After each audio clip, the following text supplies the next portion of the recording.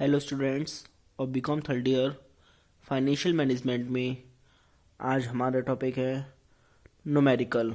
आज हम न्यूमेरिकल कराएंगे पे बैक पीरियड मेथड की। सुनिए, इसमें क्वेश्चन नंबर फर्स्ट है,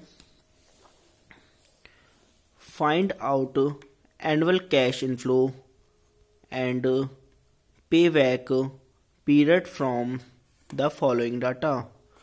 cost of plant is equal to rupees 15 lakh, life of plant is equal to 10 years, salvage value of the plant rupees 1 lakh, annual earning before depreciation and tax equal rupees 2 lakh, assume tax rate 40%।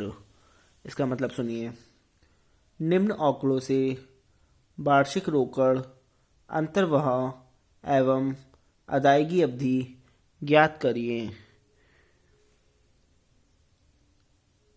जैसे cost of plant यानी कि plant की लागत हो गई, और life of plant यानी कि प्लांट का जीवन, और प्लांट का अवशेष मूल्य हो गया salvage value of the plant, और annual earning before depreciation and tax हो गया ह्रास एवं कर से पूर्व वार्षिक आय, कर से पूर्व दे रखी है, और कर की दर 40% देखी है। तो इसमें सबसे पहले सॉल्यूशन में आते हैं हम। Calculation of annual cash inflow payback and payback period. Payback period मतलब एनुअल कैश इनफ्लो और पेबैक पीरियड की गणना। सुनिए,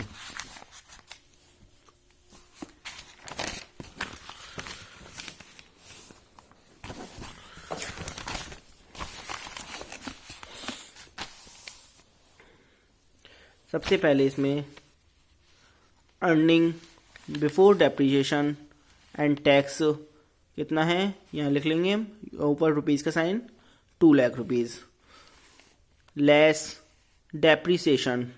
अब डेप्रिसिएशन कितना है यानी कि कॉस्ट ऑफ प्लांट, जो प्लांट है हमारी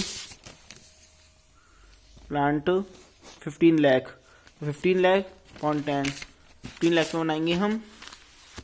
तो डेप्रिसिएशन यानी कि 15 लाख माइनस 1 लाख, जो 1 लाख हमारे सैल्वेज वैल्यू है, जो सैल्वेज वैल्यू यानी कि स्क्रैप वैल्यू, तो 15 लाख में से 1 लाख माइनस करेंगे अपॉन 10 कर देंगे, यानी 10 ईयर्स था उसका जीवन। तो 15 लाख में से 1 लाख गए, 14 लाख अपॉन 10, तो यानी कि 1,40,000। अब 2 लाख में से 1,40,000 को माइनस कर देंगे तो 60,000। फिर लेस टैक्स एट 40%, यानी कि 60,000 का 40% निकालेंगे तो 24,000। 24,000 माइनस कर देंगे इसमें से तो बचेगा 36,000। फिर ऐड डेप्रिसिएशन, फिर डेप्रिसिएशन ऐड करेंगे, हमने अभी निकाला था ऊपर 1,40,000, वो ऐड कर देंगे तो आ जाएगा हमारा 1,76,000। तो ये आ गया हमारा annual cash inflow before depreciation and after tax. मतलब डेप्रिसिएशन ह्रास से पहले एनुअल कैश इनफ्लो है और टैक्स के बाद। अब पेबैक पीरियड का फॉर्मूला लगाएंगे, is equal to initial investment upon annual cash inflow. Initial investment वाला था 15 lakh upon annual cash inflow हमने निकाली थी अभी 1,76,000। तो इसमें आ जाएगा 1,76,000 से इसको डिवाइड कर देंगे, 0 से 0 काट देंगे, फिर 176 इसमें डिवाइड करेंगे, 8.523 ईयर्स आ जाएगा, ये ईयर्स में आता है। अब क्वेश्चन नंबर 2 सुनिए, calculate cash inflow and payback period from the following particulars. इसमें देखिए,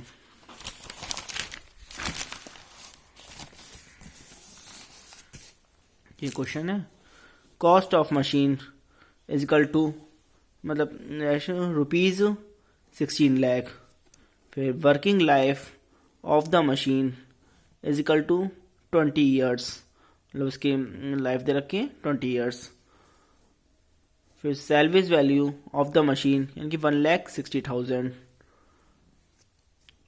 और annual earning after depreciation and before tax. इसमें आफ्टर डेप्रिसिएशन और बिफोर टैक्स की एनुअल अर्निंग दे रखी है 5 लाख और रेट ऑफ टैक्स 50%। सुनिए इसमें निम्न विवरण से रोकड़ अंतर्प्रवाह एवं अदायगी अवधि की गणना करिए। जैसे आपने ऊपर निकाला था सेम वैसे ही निकालेंगे, बस में थोड़ा सा अलग है। देखिए solution, calculation of annual cash inflow and pay back period, ये लिखेंगे। फिर लिखेंगे इसका सॉल्यूशन करेंगे। सॉल्यूशन देखिए जैसे इधर रखा है, earning after depreciation and before tax, ये इधर रखा है हमारा यहाँ पे क्वेश्चन में 5 लाख रुपीज, तो 5 लाख लिख देंगे, ठीक है। फिर लेस टैक्स 50%, तो इसका 50% टैक्स निकालेंगे 2,50,000 हो जाएगा। जैसे माइनस करेंगे तो 2,50,000 बचेगा। फिर ऐड डेप्रिसिएशन, डेप्रिसिएशन ऐड करेंगे, तो डेप्रिसिएशन यानी कि किस पे निकालेंगे। अब ये कॉस्ट ऑफ मशीन है आपकी 16 लाख और स्क्रैप वैल्यू है सेल्वेज वैल्यू 1,60,000 और अपॉन में 20 कर देंगे, तो 16 लाख माइनस 1,60,000 अपॉन 20। अब 16 लाख में से 1,60,000 गए तो 14,40,000 अपॉन 20 कर देंगे, तो इसका आ जाएगा निकल के 72,000। फिर annual cash inflow before depreciation and after tax, मतलब इसमें से इसको माइनस वो प्लस कर देंगे तो हमारा आ जाएगा 3,22,000। तो ये एनुअल कैश इनफ्लो आ गए डेप्रिसिएशन से पहले टैक्स के बाद। अब पे बैक पीरियड बराबर होगा, बस उसमें हमने पीछे वाले क्वेश्चन में हमने पहले लेस भी करा था डेप्रिसिएशन, फिर ऐड भी करा था, लेकिन इसमें हमने ज़रूरत ही नहीं पड़ी तो इसलिए ऐड कर दिया। अब पे बैक पीरियड का फॉर्मूला लगाएंगे, पे बैक पीरियड बराबर initial investment upon annual cash inflow. अब इनिशियल इन्वेस्टमेंट जो हमारी कॉस्ट ऑफ मशीन है 16 लाख वो लिखेंगे, अपॉन एनुअल कैश इनफ्लो जो हमारा निकल के जो आया है 3,22,000।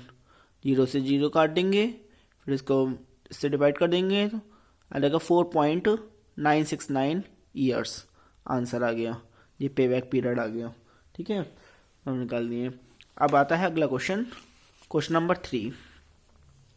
Nalini limited wants to purchase a machine if its cost will be recovered within 4 years on the basis of the following facts. Tell whether the machine should be purchased or not। यानी कि Nalini limited एक machine क्रय करना चाहती है, यदि उसकी लागत अधिकतम 4 वर्ष से में प्राप्त हो जाए, निम्न तथ्यों के आधार पर बताइए कि मशीन को क्रय किया जाए या नहीं। अब इसमें cost of machine equal rupees दे रखा है 30 लाख, यानी कि मशीन की लागत ये है। फिर लाइफ ऑफ मशीन यानी कि मशीन का जीवन रखा है 6 ईयर्स। फिर salvage value of the machine यानी कि मशीन का अवशेष मूल्य 48,000। जब डेप्रिसिएशन निकालेंगे तब इसको माइनस कर देंगे। फिर earning from the machine per year ₹15 lakh. फिर वेरिएबल कॉस्ट दे रखा है इसमें 30% ऑफ द रिवेन्यू, और यानी कि वेरिएबल के कॉस्ट को क्या परिवर्तनशील लागत। और earning from the machine per year का मतलब है मशीन से प्राप्त प्रतिवर्ष आय, हर साल जो मशीन से प्राप्त हो रही है। वेरिएबल कॉस्ट यानी कि परिवर्तनशील लागत। फिर एनुअल फिक्स्ड कॉस्ट यानी कि वार्षिक स्थायी लागत, ये है आपकी ₹90,000। फिर टैक्स रेट यानी कि कर की दर 40%। अब इसकी कैलकुलेशन करेंगे, सुनिए। Solution, calculation of annual cash inflow and pay back period, इसकी देखिए।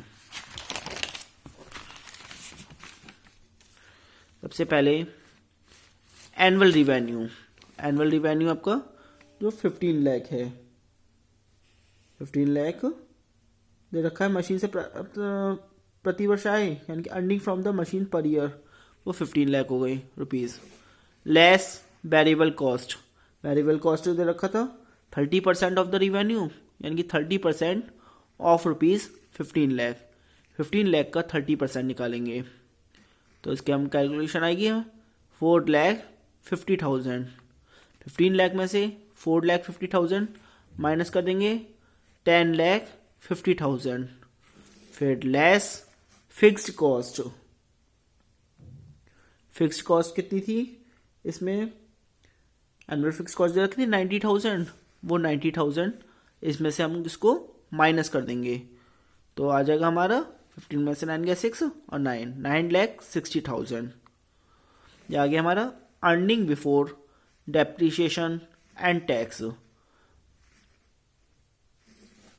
अब लेस डेप्रिसिएशन यानी कि ह्रास, जो लेस करेंगे तो किस पे निकालेंगे जी, कॉस्ट ऑफ मशीन हमारी 30 लाख थी माइनस सेल्वेज वैल्यू है 48,000 अपॉन उसका जो लाइफ है मशीन की वो 6 ईयर्स है अपॉन 6। 30 लाख में से 48,000 माइनस करेंगे 29,52,000 अपॉन 6 से इसमें डिवाइड कर देंगे तो हमारा आ जाएगा 4,92,000। इसमें से हम इसको माइनस कर देंगे 9,60,000 में से तो हमारा बचेगा 4,68,000। फिर लेस टैक्स एट 40%, मतलब टैक्स 40% इसका लेस कर देंगे, 4,68,000 का 40% निकालेंगे 1,87,200। इसमें से इसको माइनस कर देंगे 2,80,800। फिर इसमें ऐड डेप्रीशिएशन ऐड करेंगे 4,92,000 जो हमने ऊपर निकाला था डेप्रीशिएशन, उसको ऐड कर देंगे 7,72,800। ये हमारा आ जाएगा annual cash inflow before depreciation and after tax. फिर पेबैक पीरियड बराबर निकालेंगे, इसका फॉर्मूला होगा initial investment upon annual cash inflow. Initial investment आपकी 30 lakh upon annual cash inflow हमारा जो ऊपर निकल के आया है 7,72,800 इजिकल टू इसकी कैलकुलेशन करेंगे तो 3.88 ईयर्स आ जाएगा। आज के लिए इतना ही, थैंक यू वेरी मच।